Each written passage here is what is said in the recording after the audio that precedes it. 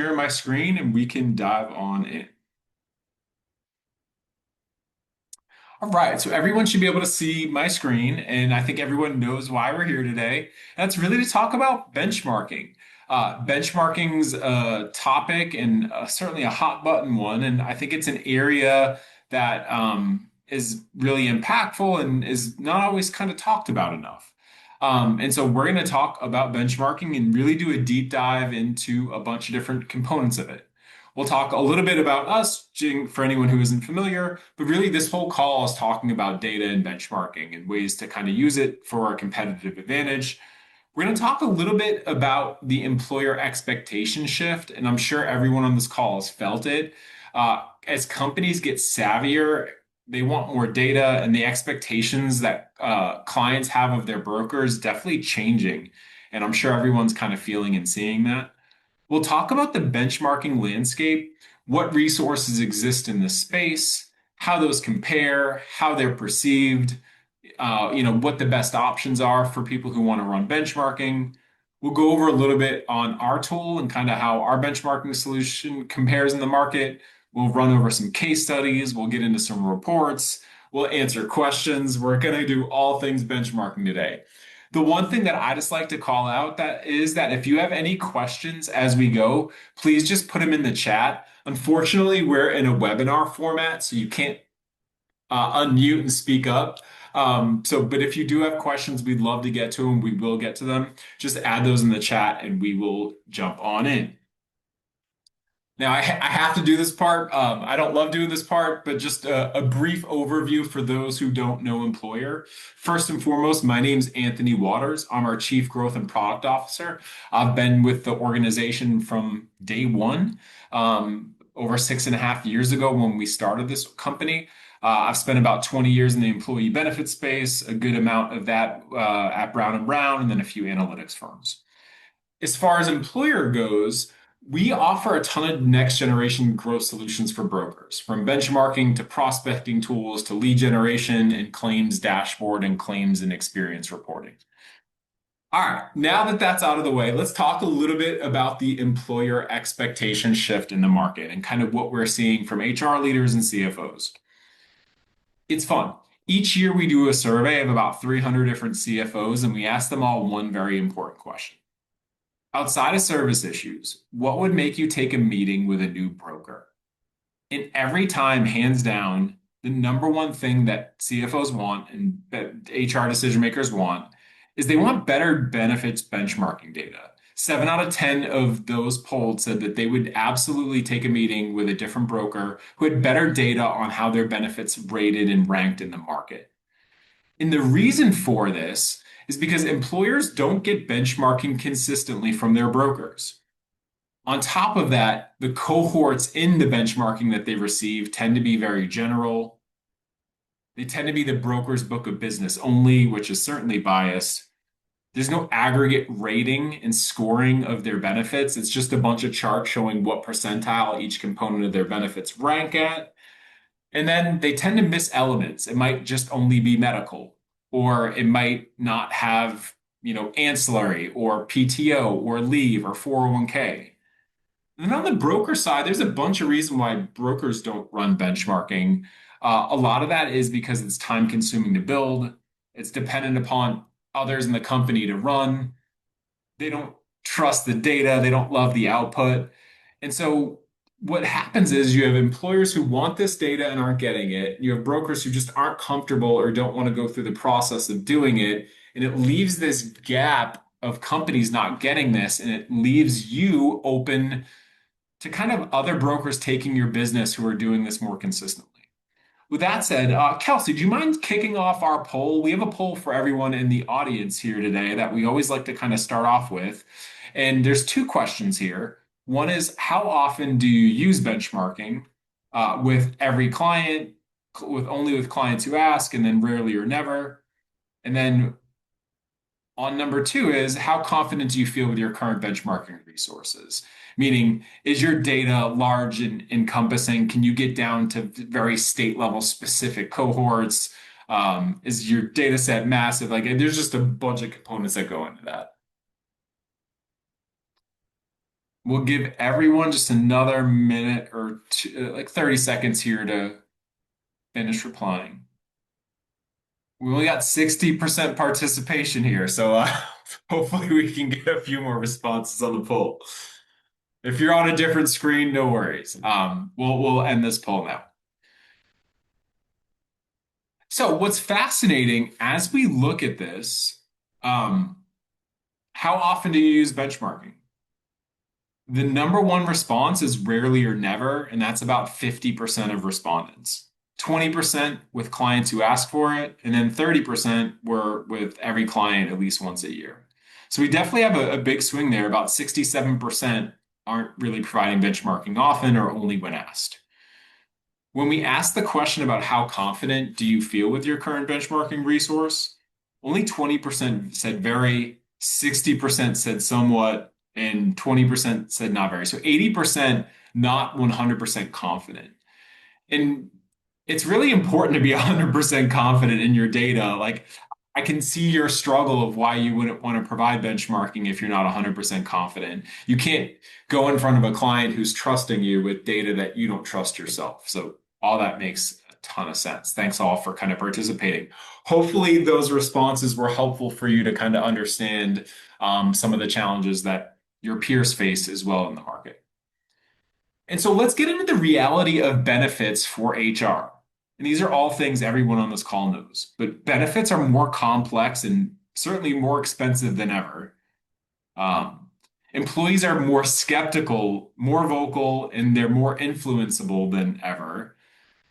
Online ratings shape an employer's brand and talent pipelines significantly. Companies like Glassdoor and Indeed have the ability to drastically skew a company's online reputation, and benefits are a key component of those reviews now.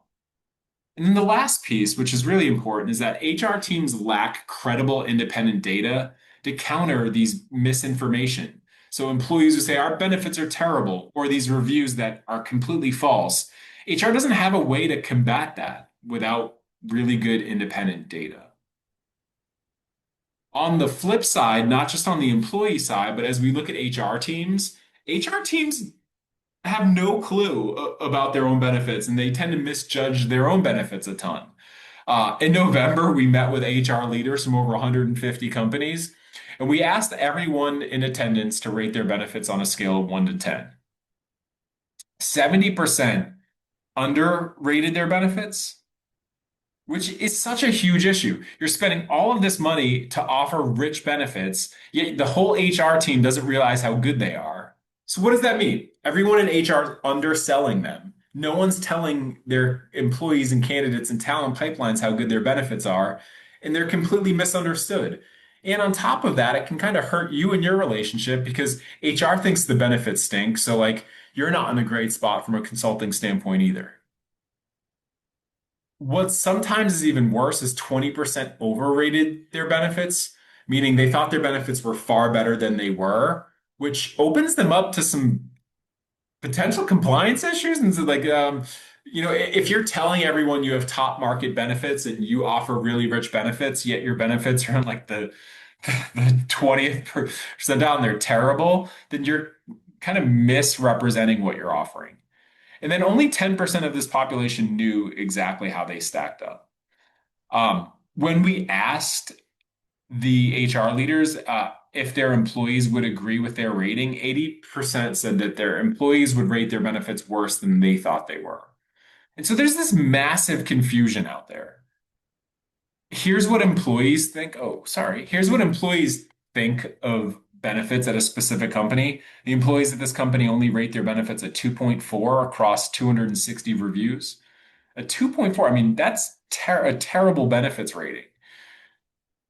And on top of that, your average employee undervalues benefits by about 50%. So if a company's spending $23,000 a year on an employee, that employee only thinks they spend about 11,000. What's fascinating is the company who had that 2.4 benefits rating, here's their actual benchmarking analysis. Here's just the summary score in one of their medical plans. Their benefits rated in the 90th percentile of their cohort. So size, industry, and location. Their benefits were in the 90th percentile, yet their reviews online showed them as a 2.4 out of 5. They're investing almost $50,000 into a family plan and 25,000 into an individual plan.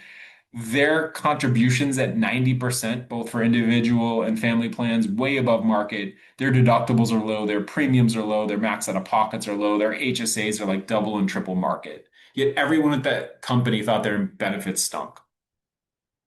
This is the power of benchmarking and of what, you know, companies should have and solutions that exist for partners who access our resources. And I just go back to the poll that we did, and for all those people, I think it was like 80%, 77% of people not offering benchmarking consistently. Here's kind of the reasons for that. Sample sizes tend to be really small. If you look at the largest benchmarking databases in the nation, which are like traditionally were Mercer and Kaiser, there's only like 2,000 groups in those data sets, which is really small. Secondarily, it's really hard to compare actual peers to actual peers within those data sets. I know some brokers use only their own book of business, which is really limited and certainly biased. Companies want independent data. It's kind of like when you go buy a car, you want a Carfax report. You don't want something from that dealer, you want something independent. And then in completion, a lot of the benchmarking that exists in this market does not contain, every product line. And even a quote from Gallagher reports that a majority of employers say that the benchmarking is insufficient for competitive decision making, is not fully aligned with their relevant peer group. That's what we hear mostly from broker partners as well as employers is the benchmarking that they have access to and the benchmarking that employers are getting isn't of their true competitors. Which gets us to our benchmarking resource and kind of what we've really worked hard to build over the last 6.5 years. And it's truly what we believe has become the industry standard for benchmarking. What makes it that is number one, we're the only true independent benchmarking database in the nation, meaning our data isn't just coming from one survey or from one carrier or from one broker or from one company. We have data coming from every single area, and we're the independent party that aggregates it and makes it kind of searchable and usable. In our data set, we have 75,000 companies in it per year. We'll get into like how this compares to every other benchmarking data set, but it's about 15 to 20 times the size of every other benchmarking database in the nation. We benchmark off of medical. So you have full funding and stop loss data, cost sharing, plan types and enrollment, deductibles and max out of pockets, copays, HSAs, HRAs, prescription. We have full ancillary benchmarking, so dental, vision, disability, life, voluntary, full leave and PTO benchmarking, as well as holidays, PTO, parental leave, and then full retirement and 401k benchmarking. That includes contribution data, plan features, admin fees, plan returns. And so quite comprehensive. And our platform is really based on a three-dimensional cohort. So we don't just do size, we don't just do industry, and we don't just do like a region. Any benchmarking report can be run based on all three dimensions. So size, industry, and location. And you can benchmark across all 50 states, 9 regions, 32 size options, 6 company size segments. It's truly the most granular benchmarking database that exists in the nation. So how does it compare to the benchmarking that exists in the market? And oh, by the way, what type of benchmarking does exist in the market? The biggest ones historically, and I'm sure everyone's familiar, has been Mercer and Kaiser. Awesome reports, great companies, nothing bad or negative to say. The only challenge with those is one, they're static and outdated mid-year.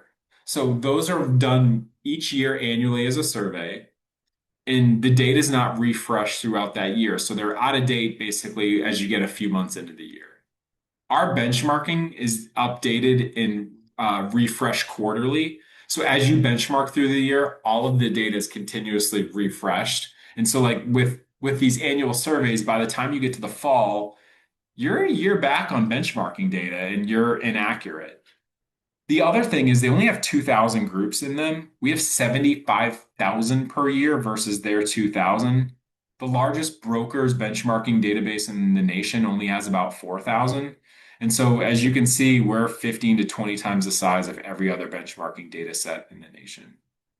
And then again, we're refreshed quarterly versus them annually. If you look at most of the other benchmarking data sets, they tend to have about 8 industries in 4 to 5 regions to benchmark off of. We have 32 industries in over 50 states, well, not over 50 states. And then obviously our data is independent. We're not a single broker. We're not, just aggregating data from one place. The last piece that I think is the most actionable is the plan scoring. When you run benchmarking for a group in our platform, they get a specific score on a percentile and then across every plan that they offer, whether they're competitive, below market, above market, or top in the market, which is really clear. I think sometimes when you see some of these larger, broader reports, you get to the end and every portion of the chart was compared, but you don't get any overall or summary data, and they really tend to be confusing. Also within our benchmarking, we have full data lake access. You can access our data from an API. My favorite part about our benchmarking is, let's say you wanted to run a report on a client. All you need to do is come into our platform, upload the benefits guide, SPD, SBC. We extract all of the data out of that and we create you a custom report without you doing any work. It takes about 3 to 5 minutes to request one of these, and we do all the work in producing them. Now, before we actually dig into the reports, I just want to talk a little bit about the outputs. Our benchmarking essentially has 3 components. We have a prospecting report, which is called Insights. And this is basically cohort benchmarking. You would just come in, you'd put in the company size, industry, and location, and then you get a market averages report for that size, industry, and location. You can run this on any company. It doesn't require any data to run it. Quick, easy, simple. 2 seconds to run. Insights Plus is the actual plan scoring benchmarking report. So you would come in and you would upload a benefits guide, an SBD, SBC, or any relevant plan information. We scrape all that data and then we give that plan a score against their peers. And then that would be a custom report for them. Um, and then the third piece is our benefits award. For any companies that rate high, meaning their benefits are above market competitive, in addition to delivering them benchmarking, you'd also have awards material that you can provide that company. These are things like badges, one-pagers, social media posts to help really brag about their benefits and help that company shine a brighter spotlight on them. I know we talked at the beginning about the employee perception and HR struggling with evaluating their benefits. Well, now when you benchmark a company and if a company's above market competitive, you can also be the bearer of good news and good marketing information that they can start promoting across the market. And obviously, you can start promoting it too as their advisor. I do see we have a couple questions. We'll get to all those at the end. But next, we're going to do is we're going to jump out of the PowerPoint and we are going to look at the actual reports and the request process. So, as I mentioned, we have 2 different reports. We'll start on the more advanced report. This is called Insights Plus. And so this report, you'd be uploading benefits guides, SPDs, SBCs, benefits docs, and then we'd be creating this for you. Now, this report will be in your colors. So it'll be with your logo. Mployer won't be on here. Your logo will be right here.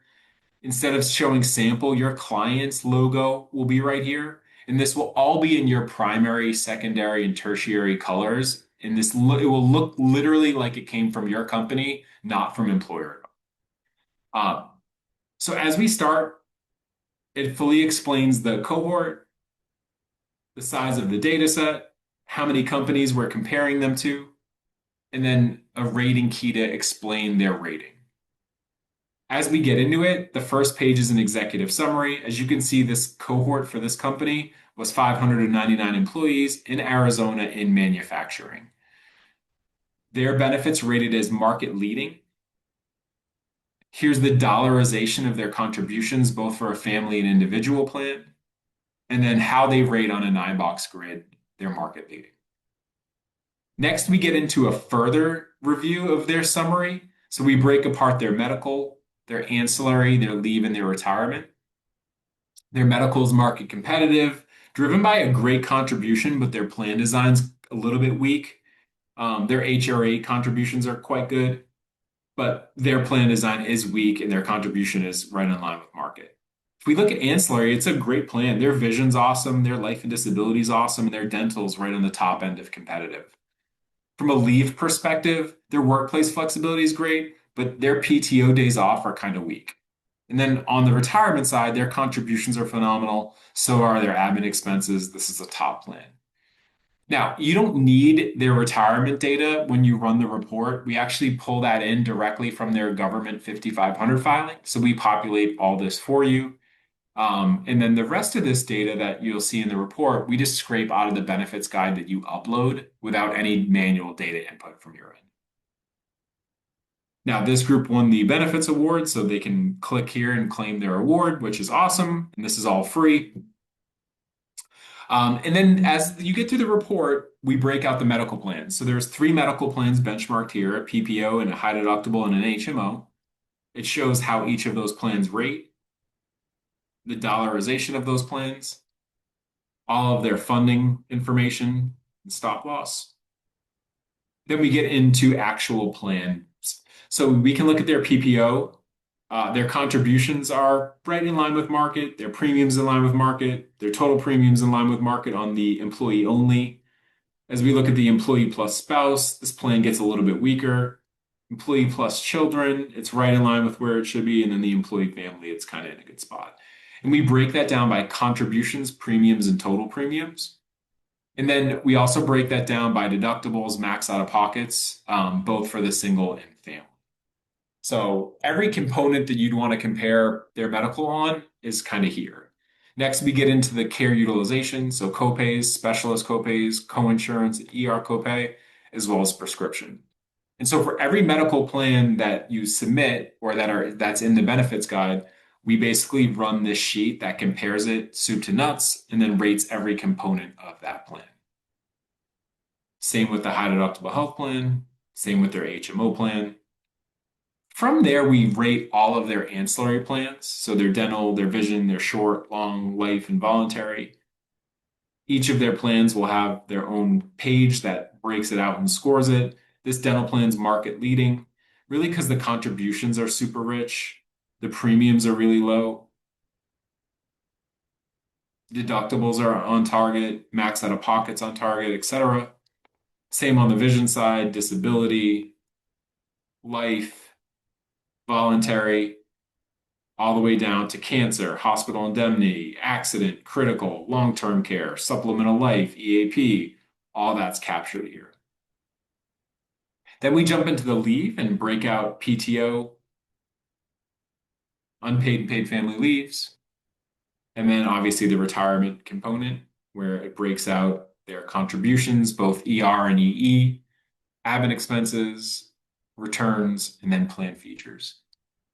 And so in a really tight condensed output, which will be completely branded for your company and your client in about a 5-minute request process, this is the output that you can run for every single client that you have quickly and easily. And when you sign up for our benchmarking, we don't charge you per report. You just would get a subscription to this that would recur annually, and you can run as many of these reports as you want. And so hopefully, if you have a resource like this, you'd feel comfortable. And next time someone polls you, if you do benchmarking for every client, hopefully you could say yes. But that's the way our Insights Plus report works. We also have a prospecting report. That's the regular Insights report that requires no uploading of benefit stocks. And this basically is something that you would run and walk into a meeting with, and it takes about 2 seconds to run. And it shows market averages across medical, dental, vision, life, leave, disability, PTO, 401k. It breaks down high cost claimings, healthcare utilization, high cost injectable drugs, GLP-1s, healthcare utilization by setting. This is a very comprehensive prospecting tool or benchmarking report that you would use for cases where you don't have clients' data or you're looking to run some thought leadership in your market. And this does the dental, the vision, disability, shows the top disability carriers in the market, life, ancillary, leave, retirement. And one of my favorite things is people benefit priorities. So basically, we take different employees of different age ranges and different economic statuses, and then we show where they value benefit dollars to make sure that companies are investing their benefits dollars in the right place. And then we also show that company's market, whether their benefit market's more competitive or less competitive than peers. It's just a lot of good information across both of those reports. Again, this is more of a prospecting report. This is more of something you'd use as like a second meeting or a renewal or a touch base or a QBR type of report because you're obviously uploading a client's data and then giving them a custom output of how they rate. Now, from a request process, it's super easy. You come into our portal to run an insights report, you just go to new request. And to run one, you just put in the company size, industry, location, you hit next, and then it instantly downloads on your computer. Second. And then to run an Insights Plus report, we just do a manual entry here, or you can choose upload documents. Most people do upload their documents versus use the manual entry because it's super easy just to upload an SBD, SBC, or a benefits guide. And then here's all the reports that you've run, what status they are, how they rated, all that good stuff. To run an Insights Plus report where you're comparing a company, you just come in here, you choose the documents that you want to upload, you'd run next. It scrapes all the data out of the document. You choose if it's a benefits guide, SPD, SBC, and then it does the rest. It'll ask you a couple questions, and then you hit submit, and then you have your output.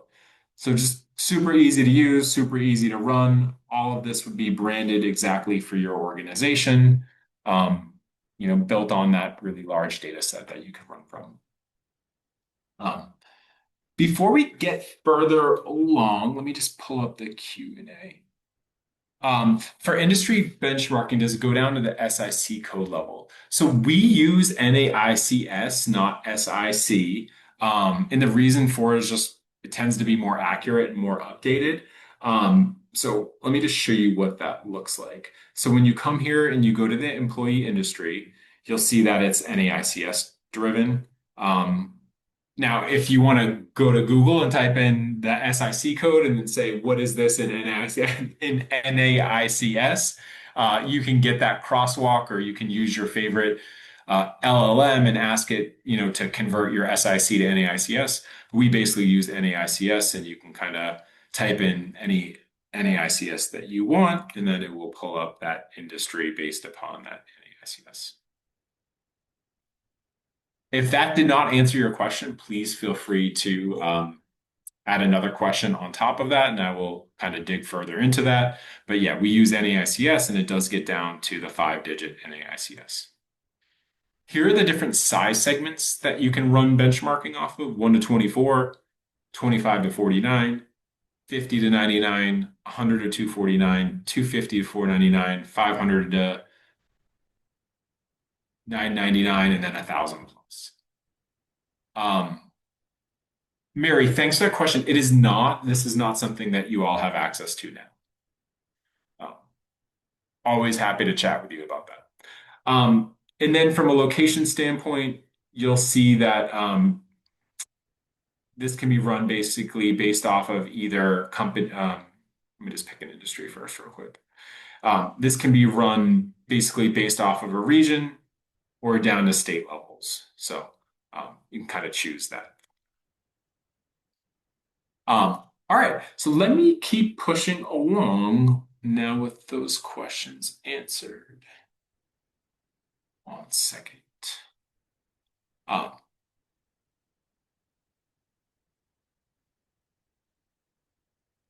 all right, so it's really fun. We've, like I said, been doing benchmarking with tons of brokers for a really long time.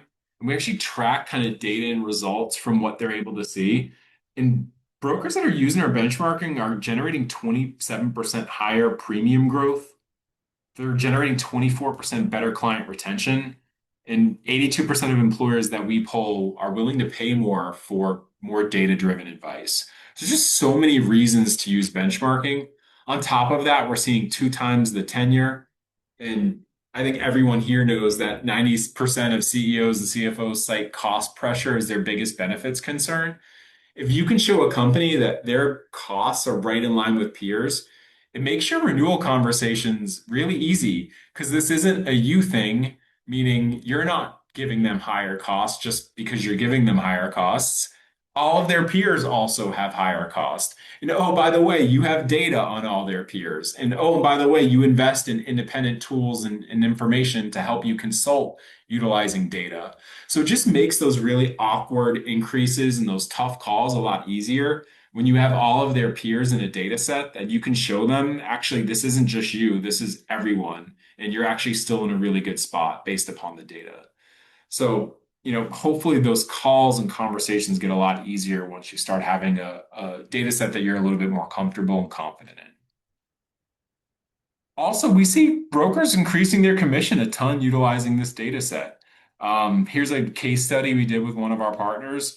Um, they were able to offer accident and critical and identify 25 groups that they ran that didn't have accident or critical.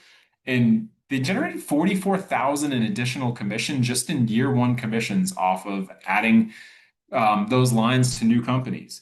And it's so easy to do. Like, so if we look at one of our outputs, you'll see this company here doesn't offer short-term disability, nor do they offer accident and critical. 73% of their peers are offering short-term disability.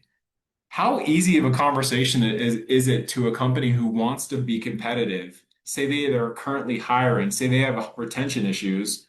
Well, 73% of your peers are offering this benefit and you're not, or for accident critical. So just makes your life a lot easier. It's not you just suggesting they offer something. It's the data and their peer group who are also offering this thing and they're actually behind market. So it makes it a lot easier to add on additional product lines and consult having that data. So I think we all know the use cases for benchmarking: annual client reviews, mid-year check-ins, prospecting conversations. One of my favorite prospecting uses is the cross-sell with PNC clients. Basically going out to all of your PNC groups in your market and saying, hey, as a valued client, we'd love to give you a free rating of your benefits. All we need is your benefits guide. We'll take it, we'll run an analysis against your competitors, and we'll sit down and meet with you and we'll give you a full kind of walkthrough just because you're a PNC client of ours. We see other firms run that playbook and they absolutely crush cross-selling. But also they make these offers at SHRM shows. They do thought leadership meetings with our benchmarking. And at the end of the session, they give people the ability to upload their docs and run a free analysis for them. There's just so many good tactical use cases for giving analysis and score data to companies. Every company wants it. Every company wants better data. Everyone wants to know how they compare. And it's just a great prospecting and retention tool.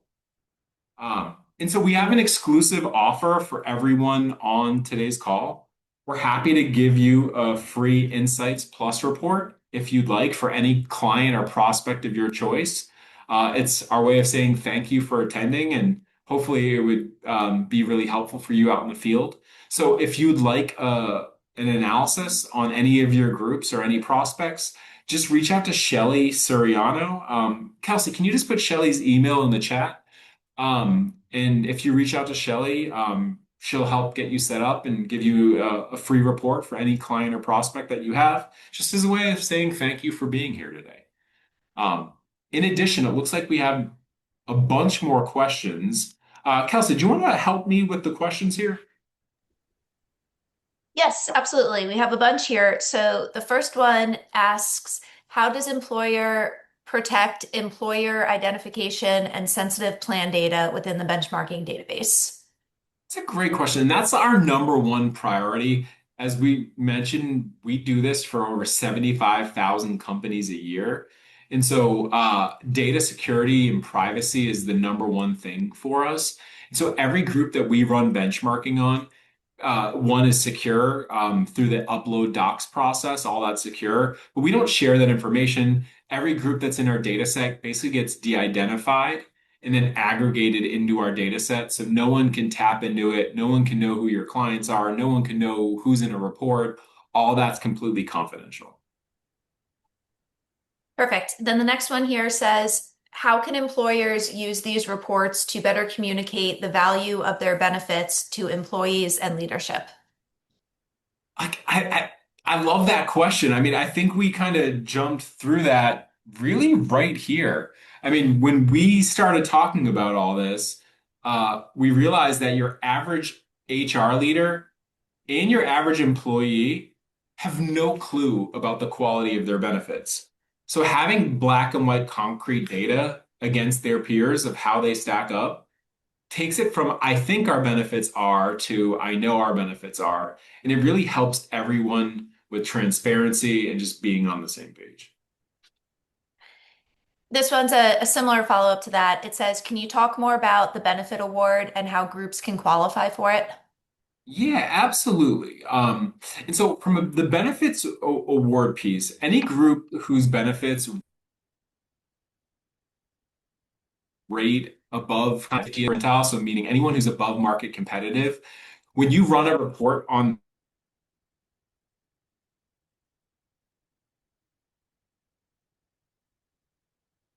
that group. Let me just pull that back up. After you run the report, and they'll get one pagers that they can share with their employees and badges and social media updates and badges for their benefits enrollment guides and for social posts. All that comes directly, and all they do when you give them the report, either you, the broker, or the client, just click on this button and then you download all your award materials directly. So it's part of our benchmarking to help brokers celebrate with their clients and help clients tell their employees how good their benefits are, and it's just part of the benchmark. Great. This next one asks, what data or documents are needed to run an Insights Plus report? Yeah, usually just a benefits guide. Sometimes benefits guides might not be comprehensive, and you could just upload SPDs, SBCs. But yeah, it's usually just benefit summary guides or SPDs and SBCs, all super easy stuff. Perfect. And then can the reports help identify benefit gaps or underinsured areas? Absolutely. That's completely what it's designed to do. So every area of a benefits plan is scored directly. And it's really easy to see, like, for instance, this example, this company's disability plan is way below market. 73% of their peers are offering it. They're not. It's a really easy to identify those gaps and then show those gaps. Perfect. We have two more. So anybody, if you have any more, please add them to the Q&A. But this one asks, how customizable are the comparison groups by geography, industry, and company size? Yeah, it's the most customizable benchmarking in the nation. You can run benchmarking based off of either 9 regions cuts, national, or at down to a state level. And then again, we have 32 different industry options, 6 size segments. So quite granular. Perfect. And then this last one is a two-part question. It says, how is the benchmarking different from reports we may already receive from carriers? And what makes the data more accurate? Yeah, I mean, if you're getting reports from carriers, one, it's only their data. So, like, I don't think any employer in the history of the United States says, UHC, I would love to see what you're only quoting current clients. I don't care about anyone else's rates. I just want to see what you're giving out. So, I think employers have become savvy enough where they don't trust carrier benchmarking. Um, I think the value that this has over traditional benchmarking is it's from an independent party. It's the largest data set in the nation, and it shows every client that data is really important to you because you're bringing them independent insights from an external party that isn't only your clients. It just shows really well, and it shows that you care about unbiased data and that you lead with data in your consulting.